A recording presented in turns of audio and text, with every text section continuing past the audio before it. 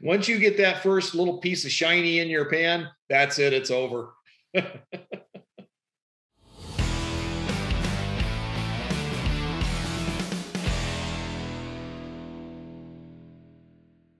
When you reached out and told us about what you were doing, I mean, we Uh-huh. just couldn't believe it. You know, we saw a video, and then we heard gold mining, Mm-hmm.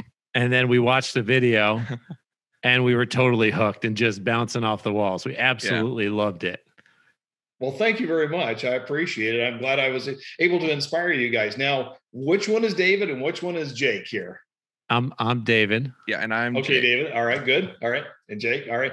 Well, I think it was when I sent in some pictures to Kelly, and she replied back and said, "You guys were interested in gold mining." So I went, "Okay." Yeah, when we saw those pictures and made contact with you for the first time, it was an amazing thing. And then we went to YouTube, and that even doubled down on the amazing. So, well, I'm really grateful that you're able to see that. Yeah. Yeah, it's fantastic. Tell us a little bit about yourself. Okay. Well, I'm actually a medical professional. I work in a hospital, and I work in a cardiac cath lab doing x-rays of the heart. I'll do a lot of stents and balloon procedures and deal with people with heart attacks, trying to save lives. Also work in surgery, replacing heart valves and stuff like that too. So it's a busy, high stress job and takes a lot of time. So gold mining is one of my hobbies that helps relieve some of the tension. Oh, wow. So you were coming from the hospital today. Yeah. I was able to sneak out early so I could get in here for the interview. Oh, well, thanks so much. Yeah. So, but I've been into, I have many hobbies. Aviation, astronomy are my first two hobbies. Then gold mining is like my third hobby, and I've been doing it since I was a kid. So it's just been one of these things that developed over the years. So, in fact, I can kind of go through the little synopsis of pictures if you'd like to show you. Oh, yeah, that'd be fantastic. Okay. Well, let me just do a little screen on here, and we'll put that up there.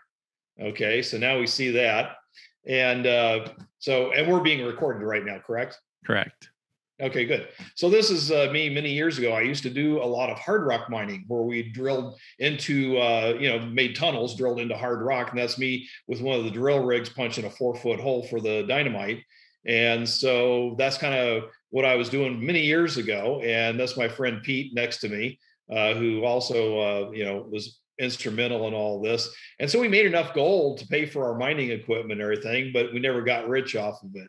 And there's yours truly setting up the explosives. You see all this orange wire in the back and all those white holes. That's all blasting. That's all probably about 20 blast holes right there. And so getting ready to set it off. And there's the explosion from one of the shots. Right, fire in the hole. Yeah. So it was fun and all that. It's a good hobby. It was a good fun hobby to be with and everything. This is for those who are not familiar, this is what we call load mining, where you're actually drilling and blasting inside of a mountain or something, making a tunnel. So that means the gold is what we call a primary deposition. So, but then more traditional that you see is people that are out panning, okay? And you see the panning in the stream or the sluice and stuff like that. And that's your secondary enrichment. And that's the most common people associate with gold mining. So, and this is a photo here of just one of my pits. Now I'm in the desert, so there's no streams. So it's just bone dry. So there's different ways to extract things. And of course, this is just showing one of the pits that has gold in it. And I'll show some pictures a little later on. But some of the instruments you use out in the desert are equipment that doesn't require water, such as this instrument here called a dry washer. And this is a leaf blower hooked to the shop vac. I won't get into all the details, but what this does is allow somebody to extract gold out of the gravels, like in this stream, without the use of water. So, and that's just kind of how this has evolved. But the problem with this, I mean, I love this machine, but dry washers are only about 60% on average in terms of recovery. So you're losing a lot of gold. You're not getting it all. So then I started to move along and, develop other things. And I'll show you what it looks like. Here's what the dry washer looks like in operation. The little black hose underneath it flows up to the box here, and this is a fabric material in which the dirt flows over. There's a set of riffles that collect the gold, essentially. So you're actually lifting stuff over the riffles. So you're working against gravity. So then I developed this thing here, which is a trommel wash plant where you're actually utilizing water. But in the desert, there's no water. So you have to figure out some kind of contraption that would conserve it. Now, this is just made out, by the way, interrupt me anytime. But this is just a contraption made out of simple 5-gallon buckets, PVC pipe, basic stuff that you find in a hardware store, swamp cooler bearings, electric conduit pipe for the shafts and stuff like that to all make it work. So this thing rotates around, you feed the material up here, and then it spits out here. And I'll show you what it looks like in a second. And then this is the sluice underneath here that collects the gold. So you got a set of riffles in here, and that collects that. I mean, so, we're pretty green, Alan. So, okay. You put us out in the desert, and I'd be surprised we'd come home with anything other than like snake bites or something like that, or a bunch of rock. But and so that's true too. You got to be careful. Yeah. So this is super interesting. And honestly, I only know gold mining from what I've seen on TV. So a trommel, what does the trommel do? I'll show you in a minute. The trommel, basically, there's 2 trommels here. You see, is my arrow pointing? Can you see it? Yeah, we can see it. Okay, great. Okay, so this trommel up here basically washes and mixes all the rock that goes into it, and the gold that's just kind of glued to, which is the material kind of glued to the rocks, gets washed and spit out. So it falls through the sluice here on the bottom, which I'll show here in a second. And then all the bigger rocks, because most of your gold particles are less than a 1/4 inch. So it flows out in the tailing. And by the way, if you have a nugget that's larger than a 1/4 inch, what I do is after I'm done of the day, I spread out my tailings out over here and then scan it with a metal detector, because I have a special gold bug metal detector. And if you got a nugget bigger than a 1/4 inch, it's going to scream. So it'll let you know you got gold there. So that's not a big deal. Let those go by. Yeah, so mostly you're catching the bulk of your gold through the sluice. Now this guy here's another trommel. This is a dewatering trommel, and this is key for the desert. So what this does is it rotates and it separates the sand and material from the sluice and sends the tailings out here and then collects the water in this tub. So you're essentially recycling the water. So instead of using thousands of gallons to process, say, a cubic yard of material, okay, you're only using about 100 gallons. So that's how efficient this system is.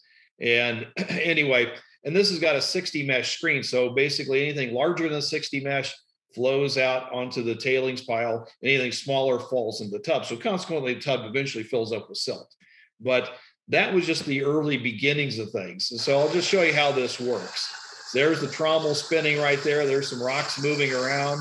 This is a windshield wiper motor to a Jeep that's actually spinning that. Runs on 12 volts. Here's it spilling into the sluice here, flowing down, and then into the dewatering trommel. And you can see how all this water is separating from the material. And then it'll flow into a secondary tub. So this is the main primary tub, and then the secondary tub will be right over here to the right. And it's got some filter screens to help kind of screen out some of the suspended particles. And then finally it flows into a third tub in which the pump receives the water, and then that pumps it back up to the upper part of the machine, up to the main trommel. So that's how it all works. You might have said this already, but the water, I know you said out in the desert, you have to use the dry trommel sometimes. So do you bring out the water in like a big, like a big tank? And then that's yes. How you do it out there?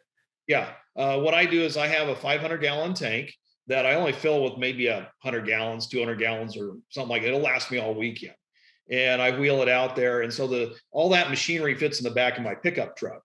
And then I just tow the water out there. I have some property where I'm at. I've got 80 acres of mining claim, and I've also got 5 acres of private property. And I've got a water system out there, so I can tap into the water to drag out there. You tear down the whole setup and move it. But my end goal later on is actually be able to build a wash plant that's on a trailer. So it'll be trailer mounted, easy to transport, and the water will fit in the back of the truck in like 55-gallon drums or almost ICB tanks, So that's the goal. So, whoops. Let's see. Let's go forward. There we go. Let's see. Is that going to the next video here? Shaker deck. Yeah, that's it. There we are. That's it. Okay. And I think it goes without saying, but these are this equipment is made by you. You've constructed. Yes. Yeah. That is correct. So yeah, things kind of went a little wacky here, but we're all right. So anyhow, this led me to develop a new system, and I won't get too involved with it, but I decided to go away from the trommels and go with another machine called a shaker deck. So this deck up here vibrates. And so there's a vibrator underneath here that causes this thing to shake. And this is where I came into using maker pipe. Okay. And so and you can see the maker pipe fittings here.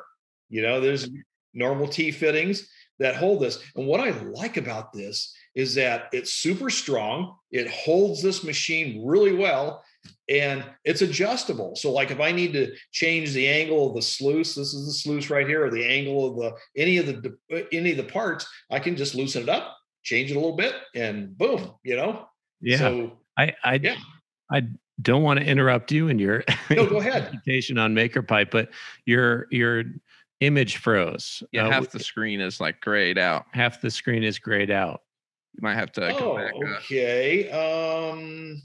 I see that. Let's see here.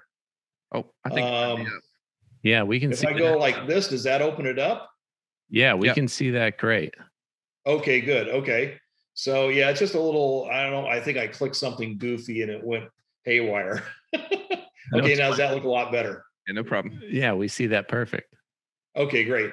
So anyhow, the maker pipe, especially the T connectors, I use those the most. I also use the angle connectors. You can barely see it down here. I'll show a better picture of that for the lower deck. So what goes on is that this is called a spray bar on top, and this sprays water down into the shaker deck. And of course, you see me shoveling dirt into it.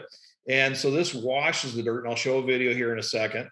And so this all the tailings come off of here, all the washed rocks, and then all the smaller rocks and nuggets float down, drop onto the sluice. And so the sluice collects all the stuff, and then it drops down onto this other unit called dewatering shaker deck. Unlike the trommel, the shaker deck is only half the height.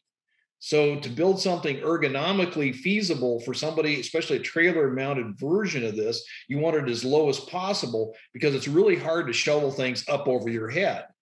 So the maker pipe allowed me to assemble this to make all this happen, And I went out, I looked at different pipe fittings, basically for, all different fittings and stuff like that for structure pipe, and also looked at different kinds of structure material.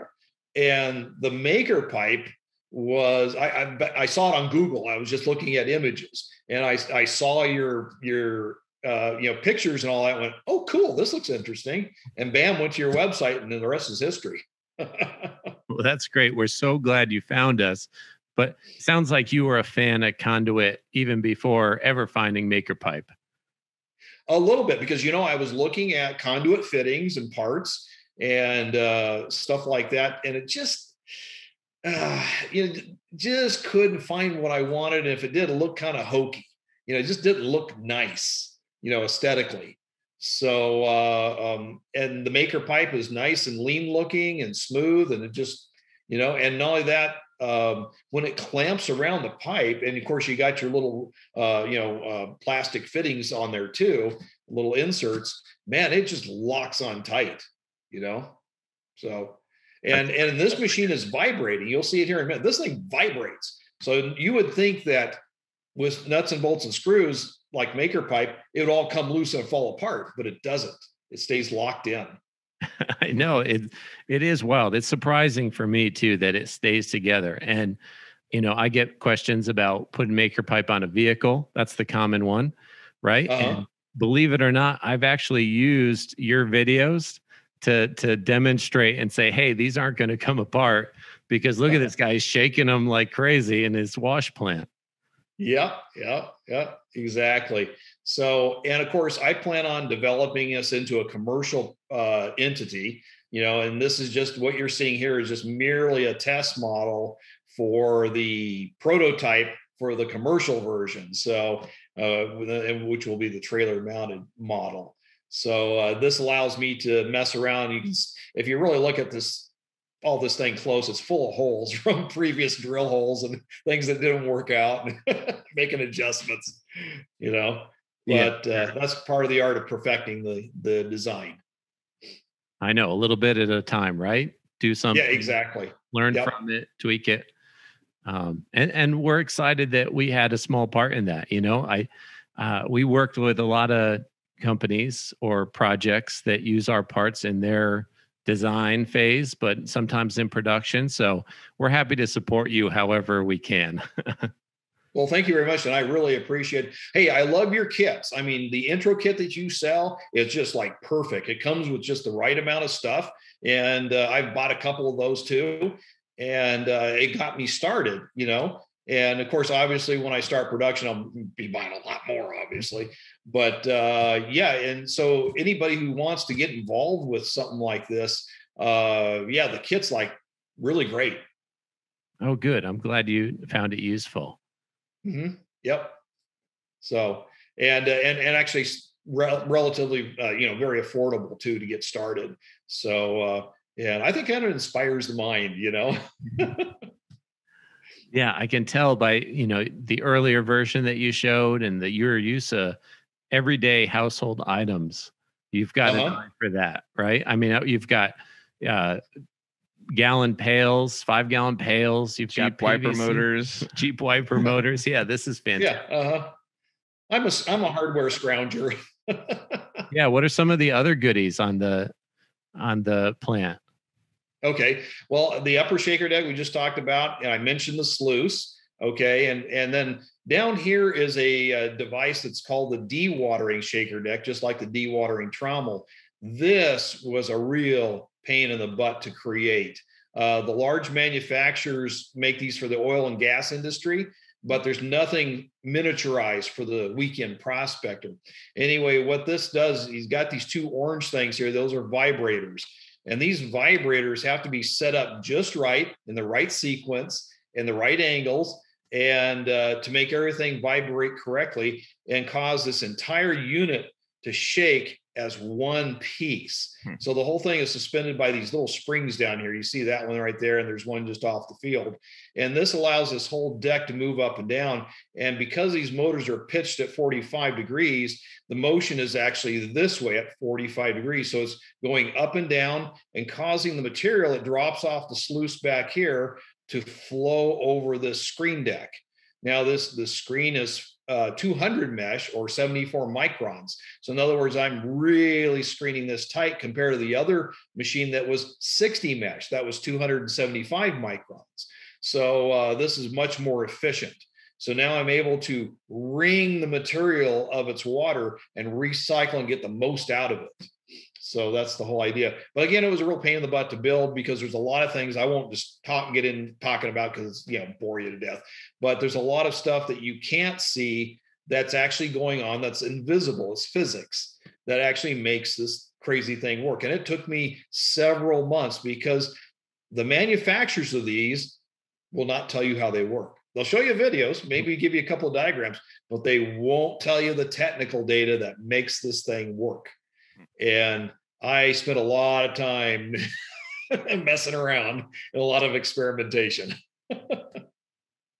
So, and then anyhow, what happens is that all the water drops down into this tub just off the bottom of the picture here, and that's going to flow through a series of sand filters. And these sand filters help remove the remaining suspended particles. So that way, when it gets back to the pump, it then turns around and pumps back up this hose, back up to the sprayer deck, which is up here. So you're recycling the water. So now, instead of using 100 gallons to process a cubic yard of material, I'm using 65 gallons. So that makes it even easier. So the weekend prospector out here in the desert can easily go sluicing on the weekend with a couple of 55-gallon drums in the back of his truck. Oh, yeah, when you're Nice. trucking it in, it's precious, right? I always Yeah, very precious. Yeah, exactly.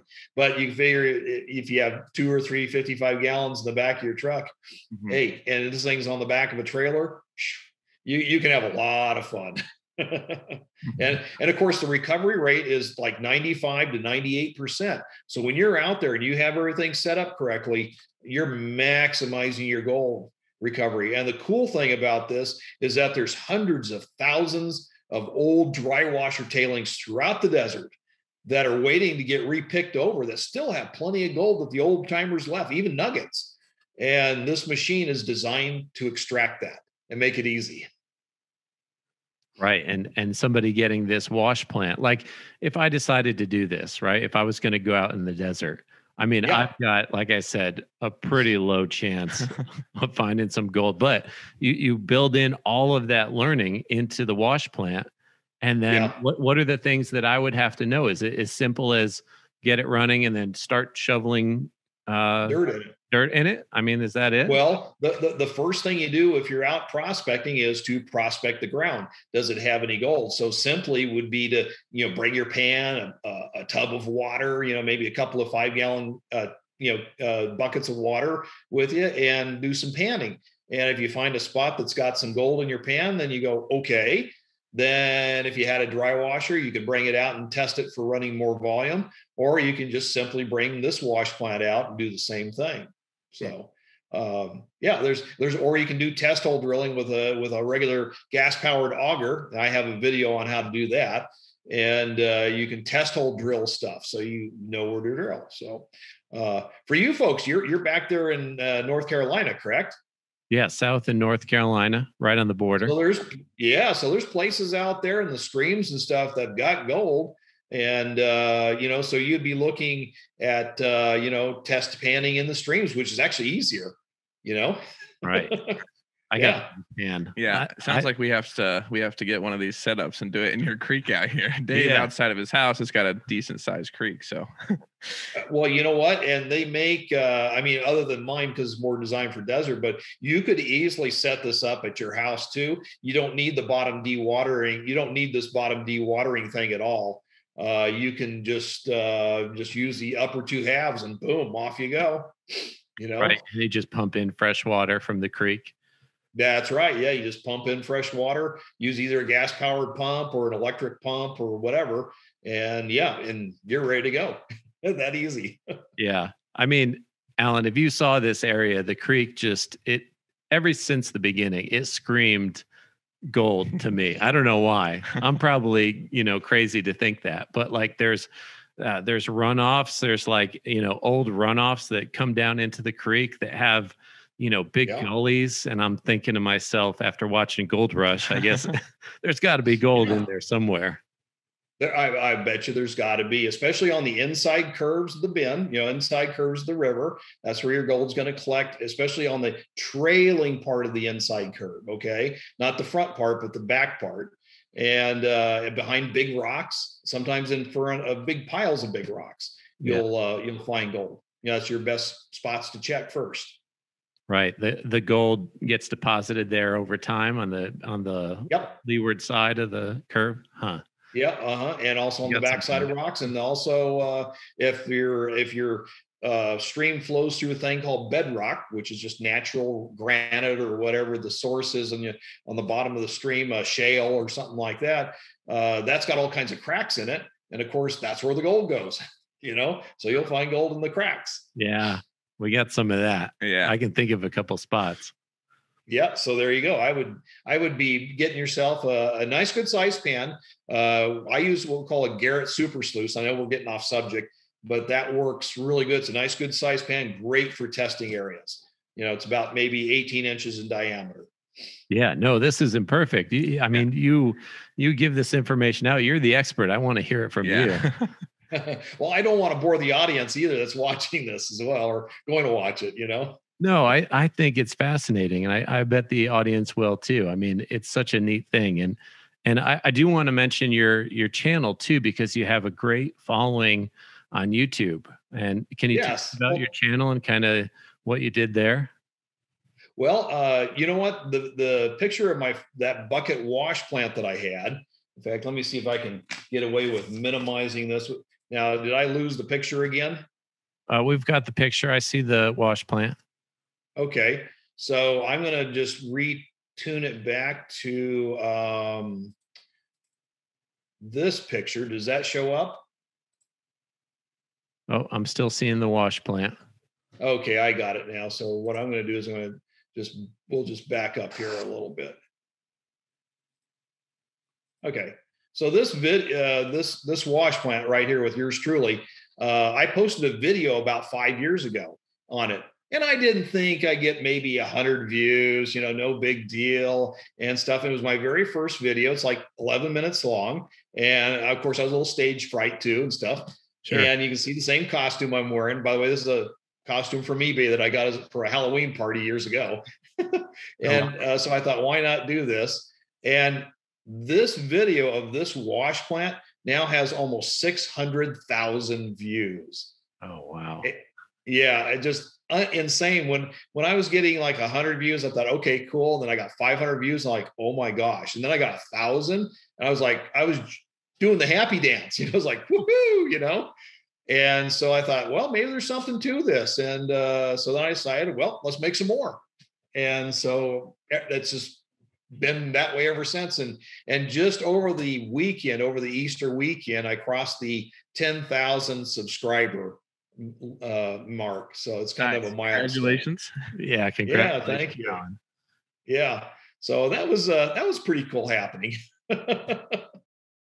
So, but I'm still small time compared to some of my friends that have got like 100,000 subscribers. I'm just getting started. Oh, well, you're doing. I mean, we've got 1,000, and we're really pumped. So, yeah. Oh, that's awesome. Yeah. It'll just keep growing. That's what you need. It'll just keep growing from there. So, So let me see if I can zip back here, and I'll just show you the shaker deck here in action. Oh, by the way, this is what for those who are looking, this is what the sluice looks like. That's the vibrator underneath the top shaker deck. Okay, it runs on AC electric. And then down here, this is the sluice with all the various riffles. And you can see dirt in it, from test runs that I've been doing. And this is what traps the gold through here. So that's what that looks like. And then this is a little closer up the dewatering deck with the 2 vibrator motors and the screen deck. So everything from the sluice drops onto here. This is called the pond, and this is where everything vibrates and shakes, and the water drops through, and the material floats to the top. And then this area here is called the beach, and this is where most of the material dries out before it flows out into the tailings. So what I can do is just go ahead and show you how this works. So I'm just feeding material into it. And you hear the vibration, it makes a lot of noise. Well, as you can see here, everything's getting washed. These sprayers are spraying down here onto the rocks, getting them nice and clean. Everything's flowing down into the sluice. See everything flowing into the sluice.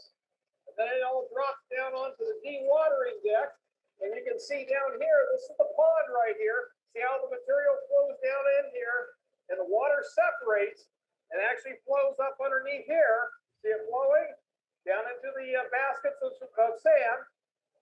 And then everything comes out here to the beach from the vibrators. Everything comes out to the beach. You see all this dirt here. Now this is a wear bar right here. And this wear bar helps slow down it before it finally tips out of the deck. This allows for the last little bit of water to drop out from the material. Pretty cool stuff. Look at that. And you can see, amazing. And you see how bone dry that tub looks. There's like no water in it. That's great. And then you'll run your metal detector over the tailings. Is that right? Those are the tailings. Yeah, I'll take this, and this is just for my backyard running a test run, not out in the field. But I would normally, in the field, if you watch my videos, I have a rail system that this gets railed out onto a pile, and then I spread it over that pile and detect it. So I think I did. And yeah. So here's some of the gold we get. Wow. Oh boy. What'd you say about gold fever, right? In your email? Yeah, that ought to get your fever flowing there. And yeah, and once you get the gold fever, there's no stopping it. There's only getting more gold is the only remedy. Once you get that first little piece of shiny in your pan, that's it. It's over. Yeah, you're hooked. So yeah, this is kind of a close-up shot. This nugget right here is actually about 3/8 in diameter. So it's not that big. These are 1/4 inch nuggets that are through here and then finer stuff on down. So that's kind of what you're getting there. That's probably about maybe a 1/4 ounce worth of gold. And what's that? 10 minutes worth of runtime? What are we talking? No, that's probably several days. I hate to tell you. Now, gold varies. I mean, where I'm at, the gold is low grade. I admit that, and it's been sporadically worked for over 100 years. But I mean, there's places out in the desert that are 10 times richer than I'm digging in. Most of it's all claimed up, but there's a lot of good spots out in the desert, as well as good spots in the mountains too. So what do you do after you find it all? I mean, where does it go then? Well, I once I get it in the sluice, and I obviously pan it down, and then I process it through a thing called a blue bowl that removes all the black sand, or most of it anyway. You can see I've got a couple of dots of black sand in here, and there's a couple of pieces, but it removes most of the black sand. And then I just put it in a little vial, and my wife asks the same question: "What are you going to do with the gold?" And I say, I like to show it off. I don't like to sell it. Yeah. I worked hard for it. Nice conversation piece.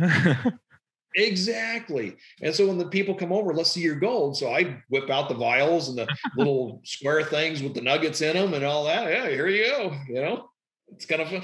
And they see that this is real live gold, that somebody actually just went out here in the desert and found it. It's pretty amazing.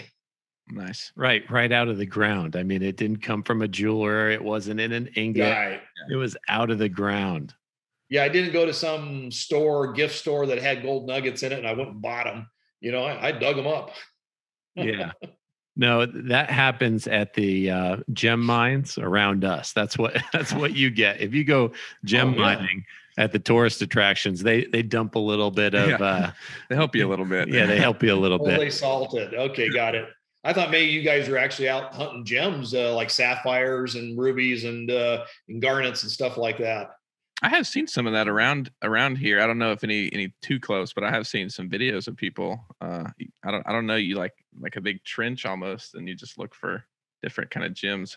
Yeah, I guess it's a loose box, that they run it through, possibly. I don't know. But yeah, there's different means of extracting that kind of stuff, other than what I showed you here today. There's different ways to recover that. So. Right. Yeah, it's mostly a scam, but yeah, we got to get off the beaten path with our newfound knowledge of mining. Yeah. So how do you go about finding a spot, Alan? I mean, when you're looking out in the desert, how do you find a place to mine? Very good. That's an excellent question. Really, the best thing is to find books or on the internet areas where gold is being produced. Okay, where are the gold mines? Where are the ghost towns? Stuff like that. Because that's the first part to look, because that's the easiest. Because the miners from 100 years ago, 200 years ago didn't get it all. There's still stuff left. And so from there, you can start focusing on an area that you want to prospect. Now, from that point on, you can go visit the area, make sure it's not claimed. You're not claim jumping, getting on somebody's property or private property, and poke around and see if you can find something. I'm going to Cerro Gordo, I think. Yeah. Yeah. And that's and even out where you're at, the same story. I know you have more private property than you have federal land out there, but still, you can probably get the owner's permission to go out there and prospect, Sure. Yeah, you got to give in a little bit of a cut, right? Yeah. Yeah, you always do. Yeah, exactly. And share them. It depends on the situation, who they are. It varies, So right. And for me, I did the same thing. I researched areas from where I live and went out in the desert, and of course I found this area that had gold. I have 80 acres, so I've accumulated a lot over the years. So anyhow, that's how it is. And then when maybe some property becomes available because somebody else dropped it, and I'll go over there and prospect because it's open. There's a lot of open area that hasn't been claimed.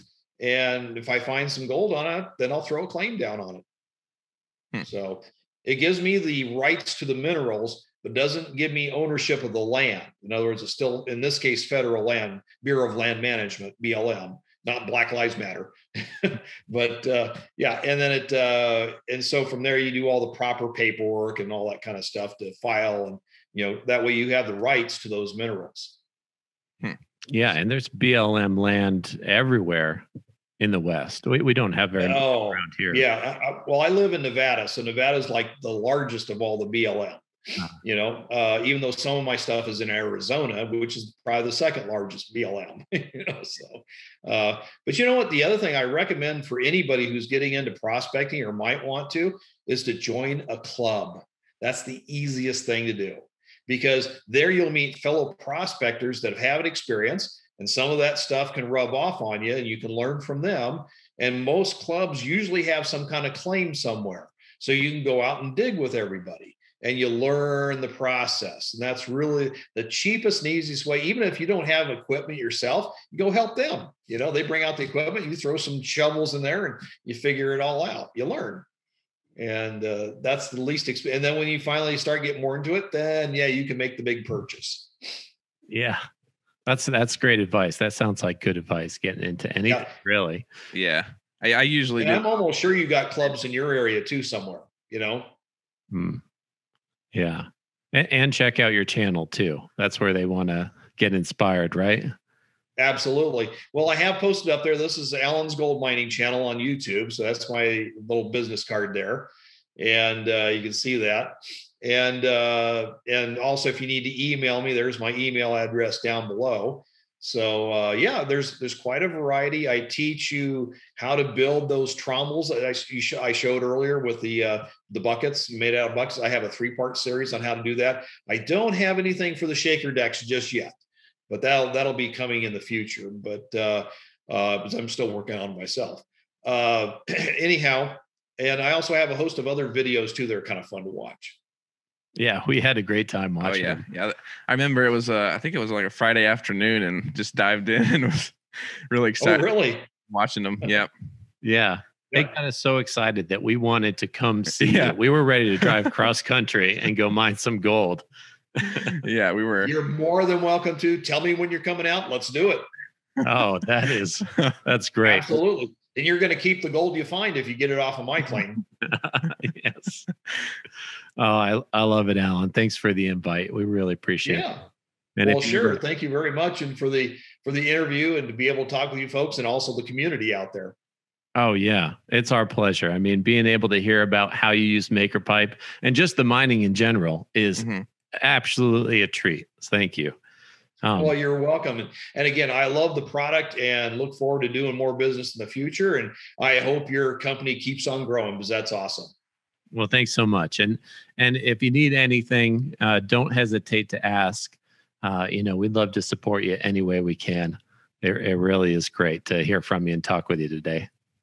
Well, great. It was great to talk with you two folks as well. Sorry, say hi to Kelly for me. I guess she wasn't here in the interview, so. Yeah, we're gonna get Kelly on these things. Kelly hasn't made her premiere on the channel yet, but she's planning on it. You'll see her soon. Got to get behind that camera. That's the only way to get rid of that stage fright or anything. That's true. Yeah, you know that. And congratulations on your channel too. Everybody go to Alan's Gold Mining channel on YouTube and check him out. It's great videos. And if you can't remember my name, just key up wash plant or trommel. Boom, I'll be right on the front page. Nice. Awesome. Yep. Okay, Alan. Well, have a great night. Thanks again. And anything else you want to mention, or any other things you want to? I think that's pretty good. I appreciate the opportunity for me to come and talk with you folks. And it's just been great. Okay. All right. Thanks, Alan. I guess one thing I could say is get out there and find some gold. All right. I'm going to get that pan. I'm going to get going.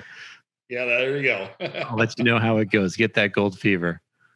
All right. Well, you guys have a great night. You too. Thanks so much. Thanks. All right. Bye-bye. Bye.